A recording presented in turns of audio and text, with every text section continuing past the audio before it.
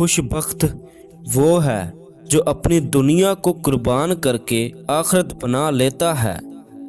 جب اللہ پر بھروسہ ہو تو پہاڑ جیسی مشکل بھی ریت بن جاتی ہے۔ دل کو سکون چاہیے تو قرآن کھولو اور اللہ سے بات کرو۔ جب اللہ تمہارے ساتھ ہے تو پھر کسی کے خلاف ہونے کی فکر نہ کرو۔ دنیا والوں کی نہیں، اللہ کی نظر میں قیمتی بنو۔ دعا مانگنا بند مت کرو، اللہ تمہیں آزما رہا ہے، بھولا نہیں۔ وقت مشکل ہو تو صبر کرو، کیونکہ اللہ ہمیشہ دیر سے نہیں بہتر وقت پر دیتا ہے۔ تمہاری تقدیر اللہ کے ہاتھ میں ہے، لوگوں کی باتوں میں نہیں۔ جب دل میں اللہ بس جائے تو باقی سب خود بخود ٹھیک ہو جاتا ہے۔ سجدہ دل کی تھکن کا بہترین علاج ہے۔ قرآن دلوں کا آئینہ ہے، اسے پڑھو تاکہ دل صاف ہو جائے۔ جو انسان اپنے گناہوں پر آنسو بہاتا ہے، اللہ اس کے آنسوؤں کو رحمت کی بارش بنا دیتا ہے۔ کسی کے حق میں دعا کرو، اللہ تمہیں وہی عطا کر دے گا۔ قرآن صرف پڑھنے کے لیے نہیں بلکہ زندگی بنانے کے لیے اترا ہے۔ نیت نیک ہو تو راستے خود آسان ہو جاتے ہیں۔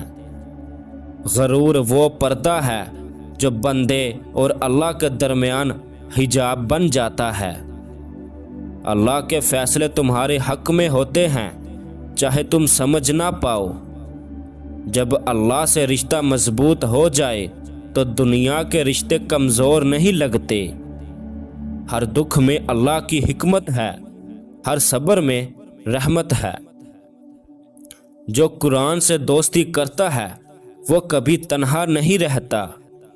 نیکی کا سب سے بڑا درجہ یہ ہے کہ تم دوسروں کے ساتھ وہ سلوک کرو جو تم اللہ سے چاہتے ہو۔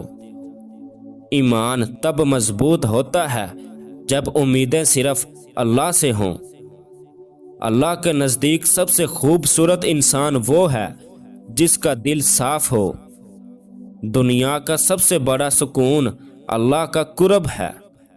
جو دل قرآن سے آباد ہے وہ کبھی ویران نہیں ہوتا۔ اللہ تمہیں 3 طرح سے آزماتا ہے۔ نمبر 1، نعمت سے آزمائش۔ جب اللہ تمہیں بے پناہ نعمتیں دے، دولت، عزت اور طاقت عطا کرے تو وہ دیکھتا ہے کہ تم شکر کرتے ہو یا غرور۔ اگر تم شکر کرو گے تو میں تمہیں اور زیادہ دوں گا۔ نمبر 2، مصیبت سے آزمائش۔ کبھی اللہ تم سے کچھ چھین لیتا ہے، صحت، رشتے یا روزی، تاکہ دیکھے کہ تم صبر کرتے ہو یا شکایت، اور ہم ضرور تمہیں آزمائیں گے، خوف، بھوک اور مال و جان کے نقصان سے۔ نمبر 3، گناہ کے موقع سے آزمائش۔ کبھی اللہ تمہیں گناہ کے قریب کر دیتا ہے تاکہ دیکھے کہ تم نفس کی بات مانتے ہو یا اپنے رب کی۔ جو اللہ سے ڈرتا ہے اللہ اس کے لیے نکلنے کا راستہ بنا دیتا ہے۔ Thanks for watching video.